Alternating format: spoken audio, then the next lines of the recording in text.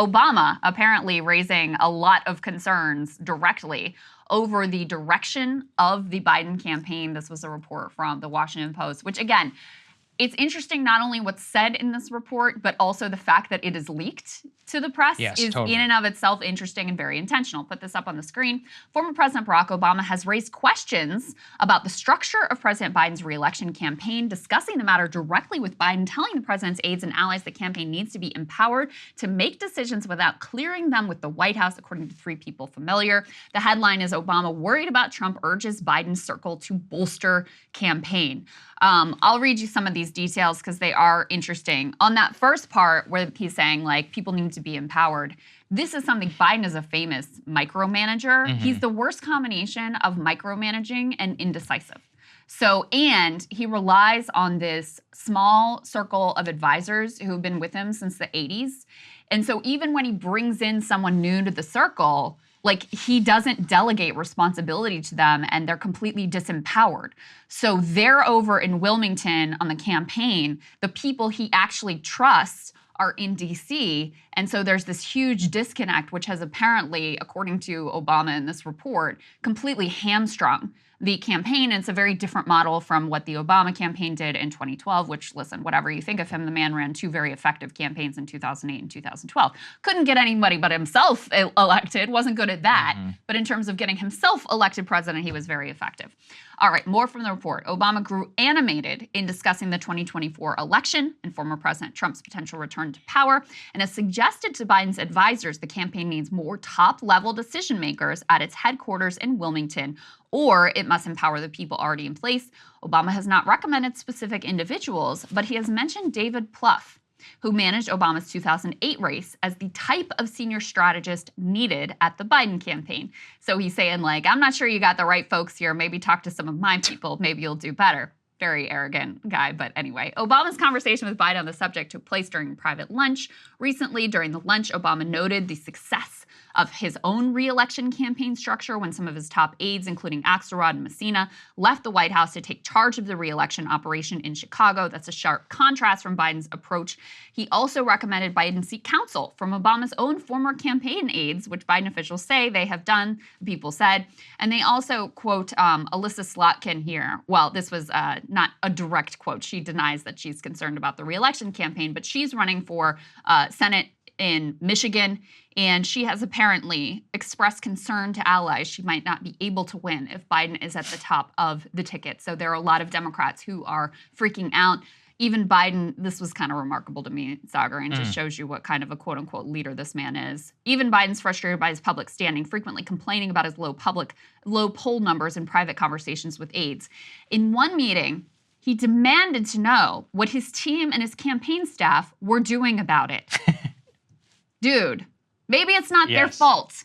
Maybe it's the fact that your unconditional support for Israel has horrified key voting blocs. Maybe it's the fact that you have literally promised nothing to do in a second term, and they're like literally nothing.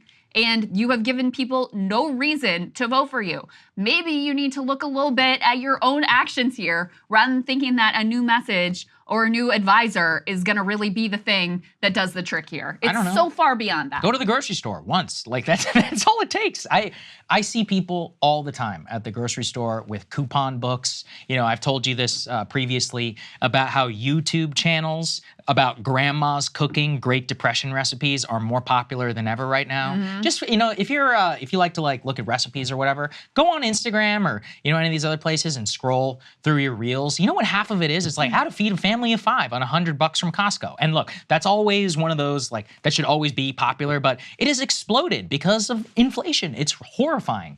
I'm obsessed kind of recently with cat nutrition, make sure my cat is treated the best. And on the cat subreddits, you know, the #1 concern about feeding your cat the healthiest wet food and all that, cost. They're like, hey guys, how am I supposed to pay for this? I got X amount, I don't want to, I love him so much. Expensive. He's got kidney disease or whatever. I need to make sure he's got, he or she needs enough moisture in their diet, but I just can't afford it. I mean, that is a horrible situation to be in. And then you get to the, even worse case of, now you're in a situation where you have to make trade-off choices and all of that, which previously you never had to do. And I think that is a horrible, that is just the degradation of quality of life in the United States over the last 3 years, for a variety of multifaceted factors, whether it's Biden's fault or not, it is still up to him to speak to those concerns. And he doesn't do it. He just doesn't do it on a daily basis. Their entire gamble, Krystal, is January 6th. I just don't think that's going to, look, it's possible. Jan and 6 in abortion, I would give him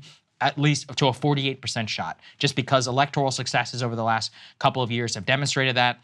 I read a really interesting piece over the break about how this could be really analogous to the 1948 election. So in 1948, Harry Truman was historically unpopular. You had the war. You had the post-war period. He was almost certain to lose the election, according to the press. The Gallup polls and all of that had it against him. But what ended up saving him was that he rallied the populace against the quote-unquote do-nothing Congress. He was like, it's their fault that we're not doing more about this. And even though we have historic strikes and all of that, you should stick with me because I got us through World War II and I'll pull us out again. But reading it, to see the way that Truman did win that extraordinary election with the famous, Dewey defeats Truman headline is Truman was an energetic guy. He was only 12 or so years younger, but he relentlessly talked about the issues that really faced people at that time who were very upset about inflation. And so I just don't structurally, I don't see the same thing. You just have a different man at the top of the ticket. Yeah. He's a husk. I mean, there's just no way to describe it. We got to stop being polite at a certain point. So let me tell you what their cope is, what their theory of the case is. And listen, you're right. I don't want to say he's going to lose. I think he's in a very poor position. Yes. He has the lowest approval ratings of any incumbent president seeking re-election. It doesn't look good. But people also really hate Donald Trump and really don't want that chaos back. And they were horrified by January 6th and by the ongoing legal issues. They do think that he's a criminal. And so, and then you add on top of that Roe versus Wade, and you have a real contest, right? It's not a slam dunk either way. But this is what they'll tell you. This is an Axios report. It says, when pressed on why Biden allies think that things are fine, put this up on the screen, guys, the second element.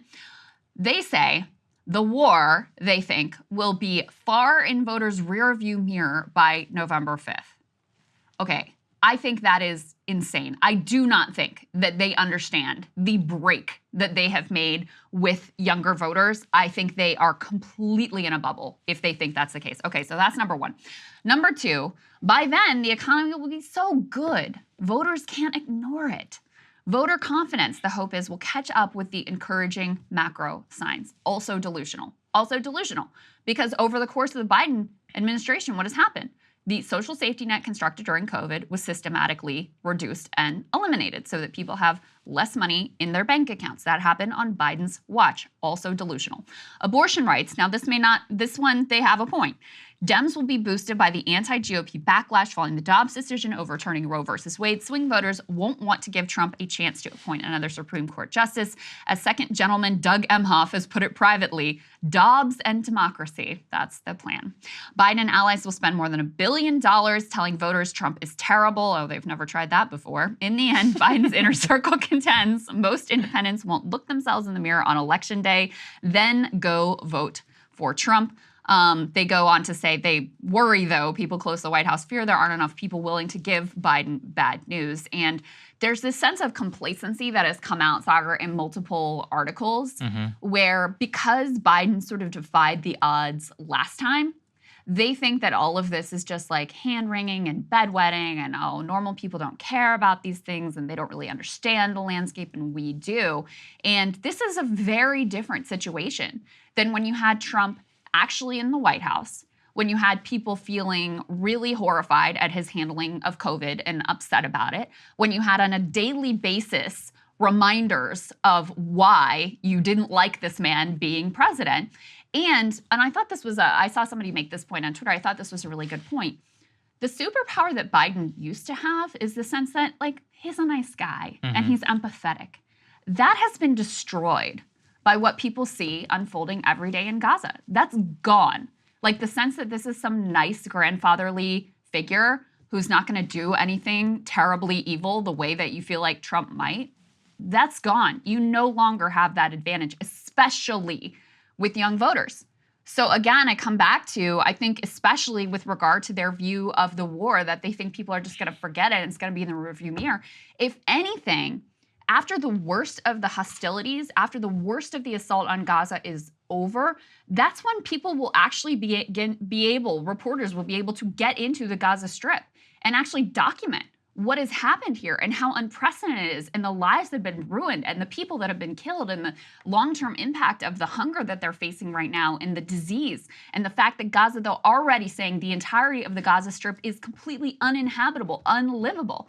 This is all going to be documented over these coming months. So I just think that they are completely detached from reality with almost all of these points. Well, I actually don't believe that the war will be over at all. I think Israel is going to have to occupy the Gaza Strip, and I think they're going to be stuck there and dealing with a very similar situation that we did with Iraq. But it doesn't stop that, because that means that there will just be continuing ongoing hostilities. But I truly believe that his single biggest problem is just the general sense of malaise and chaos that has engulfed both the United States and the world. And the more that you read the news and all of that, you don't have to be a geopolitical genius to be like, well, this is a bad situation. You got the Red Sea, you've got Ukraine, we had Afghanistan previously, and while I defended him for that, he didn't exactly rouse the public as to why it was a great idea and defend his decision. He mostly just retreated and got ornery that the American people didn't believe in him. And then on the economic front and all of that, and yet, as you say, with Trump is his own worst enemy and always has been. He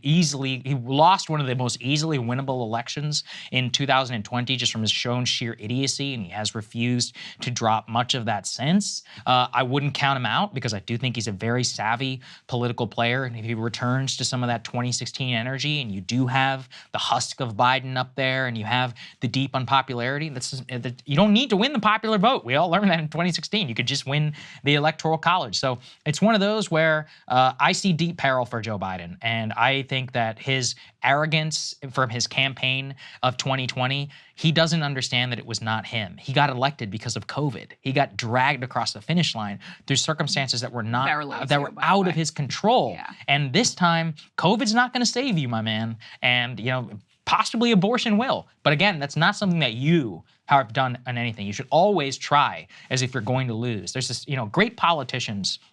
Even LBJ, for example, he always believed that he was on the precipice of losing, or he would always act as if he would have to do absolutely everything to win, because he said you can only control what you can control. You got to ruthlessly exploit that to your advantage. He won one of the greatest electoral victories in all of our history, but he ran that race in 1964 as if it would have been within a margin of a point. That's what the great ones actually do in order to present something. But we're a long way away from that. Yes. Unfortunately. So their plan as first, what is it called? The second first husband, what is he called? Doug M. It's the second gentleman. There we go. The second should dress better if he wants to be a gentleman.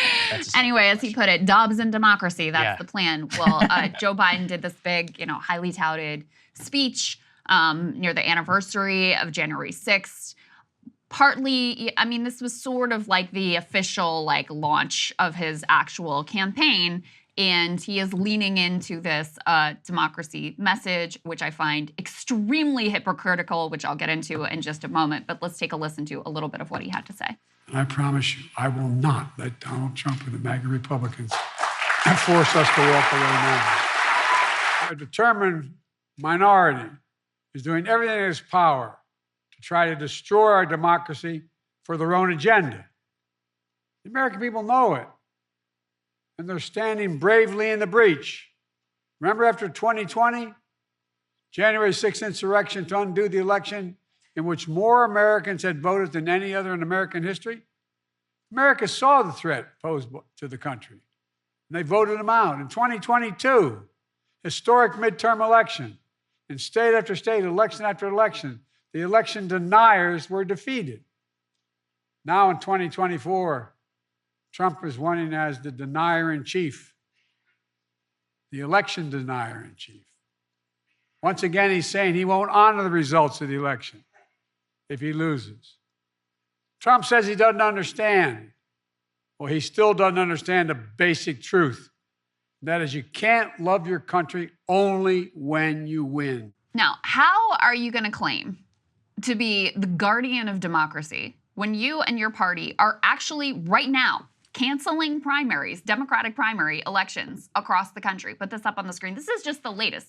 You now have, I think, 5 states that have just said, we're not going to put your opponents on the ballot. We're just going to cancel the primary. So the DNC is blasting New Hampshire Democrats over what they call a meaningless primary. The DNC scolded New Hampshire Democrats for selecting delegates for the state's unsanctioned primary. You'll recall, this all goes back to Joe Biden and the DNC's attempt to rig the primary for him. He did really badly. What was it, 4th, 5th place last time in New Hampshire? Didn't even stay for the results to come in, went to South Carolina, and so they didn't want anything to do with New Hampshire this time, or Iowa for that matter. And so instead they're like, we'll put South Carolina first because of diversity. No, it's not because of diversity. It's because you were terrified of what voters in New Hampshire actually think of you. Yes. So in New Hampshire, their state constitution actually has a provision that says, no, we go first. And New Hampshire is, even though it's typically a blue state or a swing state, it's actually governed right now by Republicans. So even if New Hampshire Democrats wanted to change this provision, they can't. So they're going ahead with their primary, and the DNC is trying to like scold them and punish them and say their delegates aren't going to even mean anything. So if you're a voter in New Hampshire, they're saying you're just out. You're not going to get to vote. You're not going to get to have your say.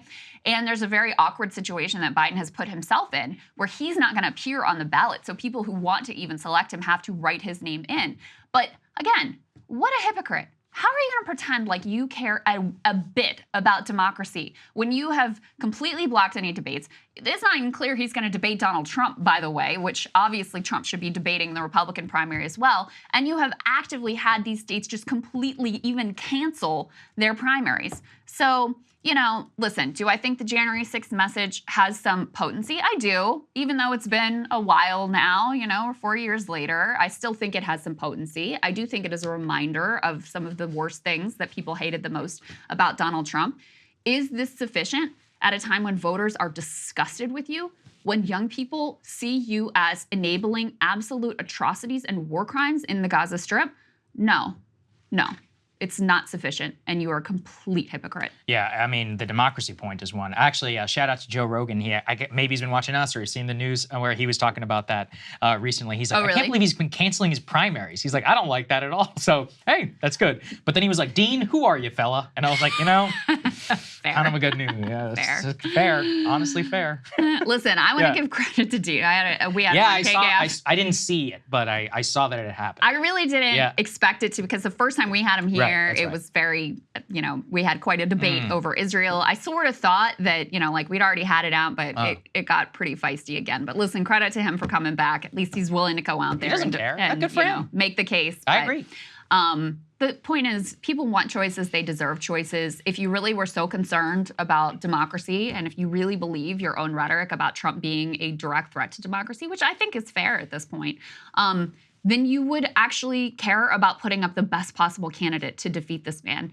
And you'd have to be on another planet to think that Joseph Robinette Biden, at this point in his life, is the strongest possible candidate to defeat Donald Trump. You don't have to take my word for it. You look at the polls. Actually, Dean Phillips, you know, is just sort of like generic Democrat. He would beat Trump. Yeah, I mean, he would probably beat Trump by like 10 points, 8 points. On the converse, if you had Nikki Haley against Joe Biden, she would win by probably like 10 points, much as I can't stand her. But somehow we ended up with these two people that everyone is just like disgusted by, tired of, et cetera, because of the basic failures of democracy that enabled this rotten and corroded system. Hey guys, if you like that video, go to breakingpoints.com, become a premium subscriber, and help us build the best independent media organization on the planet. That's right. We're subscriber funded. We're building something new. We want to replace these failing mainstream media organizations. So again, to subscribe, it's breakingpoints.com.